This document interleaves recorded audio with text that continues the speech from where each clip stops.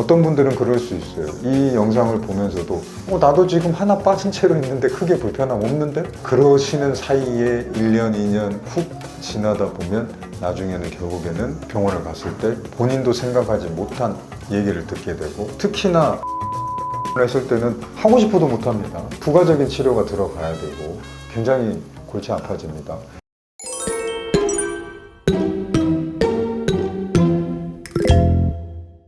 안녕하세요. 밝은 미소를 찾아드리는 원칙가 병원장 유현진입니다.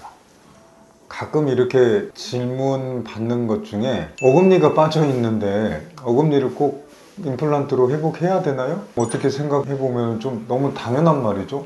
아니, 이가 빠졌으니까 당연히 그 치료하려면 임플란트를 해야 되지 라는 말, 그거는 뭐 두말할 필요도 없을 것 같은데, 저도 처음에는 좀 우아하지만은 대부분의 경우가 어떤 경우냐면, 다른 치아들은 다 있는데 조그마한 어금니 하나나 중간에 사이 어금니 하나가 빠진 채로 알게 모르게 생활을 하시다 보니까 하나 정도 빠져 있어도 식사가 크게 불편하지는 않은 것처럼 느껴지신다 이거죠. 뭐 생활하는데 큰 불편함 없는데 빠진 자리 꼭 채워 넣어야 되나요? 라는 질문을 종종 받을 때가 있습니다. 뭐 답은 당연히 사랑니가 아닌 경우에는 빠진 자리를 바로바로 임플란트란 치료를 통해서 회복을 해 주셔야 되겠죠. 특히나 이제 이가 빠졌을 때 생기는 문제점, 제가 초창기에도 자주 설명을 드렸는데, 앞뒤 치아, 특히 뒤에 치아가 앞으로 쓰러지고 밀리고, 그리고 빠진 치아랑 물리게 됐던 치아가 위 치아는 아래로 내려온다는 표현이 맞겠고 아래 치아는 위로 솟구친다는 표현이 맞겠죠. 그러다 보면 결국에는 하나를 잃고 나서 어느 정도 기간 동안은 불편함이 그렇게 크지 않아서 어금니를 뺀 경우에 꼭 임플란트를 해야 되나에 대한 질문이 나올 수가 있는데, 그 시간이 오래 지나다 보면 어느 순간인가 그 주변, 그리고 대합되는 치아들이 무너지게 되죠. 무너지고 쓰시다 보면 반대쪽 치아가 괜찮은 상황에서는 반대쪽으로 식사를 해버리시고, 그러다 보니 한쪽은 더 무너지고 더 무너지고, 그때서야 이제 아차, 이제는 좀 치료를 해야 되나 오셨을 때는 이 빠진 자리에서만 해결이 되는 게 아니고 그 주변, 그리고 대합되는 치아까지도 뭔가 치료가 들어가거나 심한 경우에는 빼고 임플란트를 해야 될 경우가 발생을 하는 거죠. 그래서 결론적으로 말씀드리면, 빠졌을 때 사랑니를 제외한 다른 치아는 그때그때 회복을 당연히 해 주셔야 되는 게 맞다.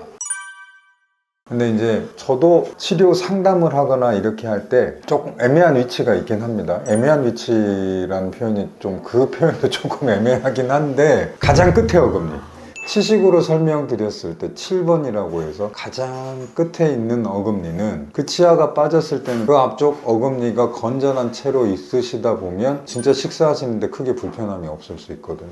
오히려 반대되는 경우도 있어요. 치료 계획을 첫 번째 어금니까지만 세웠다가 반대편 치아는 7번 끝에까지 제대로 있는 상태에서 한쪽만 비용도 부담이 되고 이렇게 저렇게 하셨다가 결국에는 반대편에 비해서 식사가 잘 안 씹히는 문제가 생기니까 결국에는 마지막 어금니까지도 회복을 하시게 되고.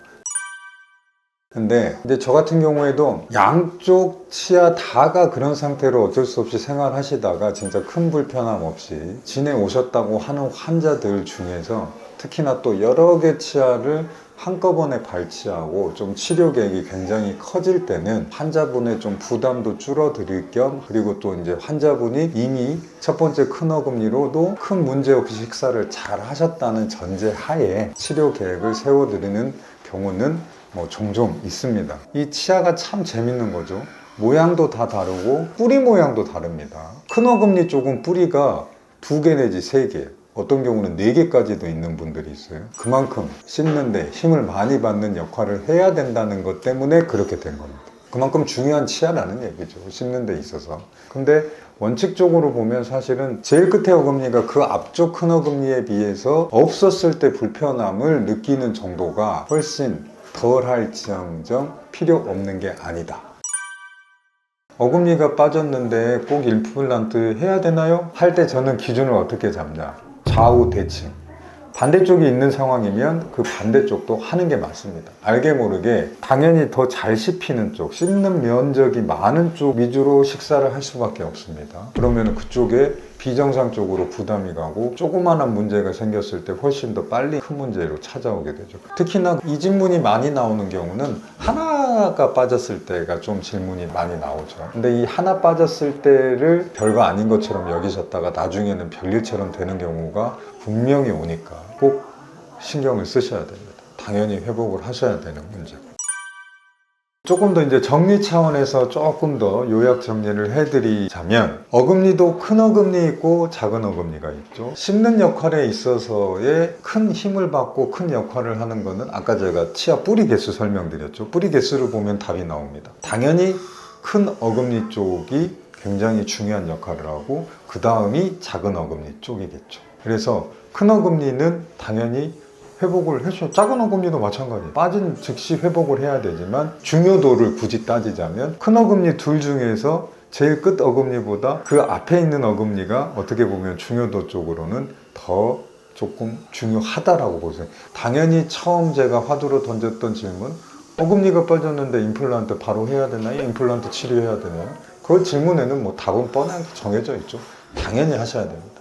당연히 하셔야 되고, 그 하나로 끝날 일이 여러 개로 번져서 결국에는 진짜 큰 일이 되기 전에 진짜 치료는 바로바로. 어떤 분들은 그럴 수 있어요. 이 영상을 보면서도 나도 지금 하나 빠진 채로 있는데 크게 불편함 없는데? 그러시는 사이에 1년, 2년 훅 지나다 보면 나중에는 결국에는 병원을 갔을 때 본인도 생각하지 못한 얘기를 듣게 되고, 특히나 뒷치아가 이렇게 많이 기울어 버리거나 위치아가 그냥 그 자리로 이렇게 쑥 내려와 버리거나 했을 때는 하고 싶어도 못합니다. 부가적인 치료가 들어가야 되고 굉장히 골치 아파집니다. 그렇게 무너졌다는 거는 하나 빠진 상태에서 식사하는 것보다 이제 더 힘들어졌다는 거죠. 더 문제가 생겼다.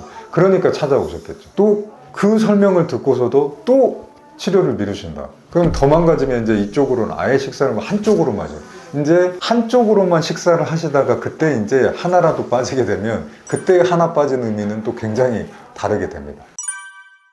오늘 제가 설명드릴 부분은 여기까지고요. 다음 시간에 또 좋은 내용으로 찾아뵙도록 하겠습니다.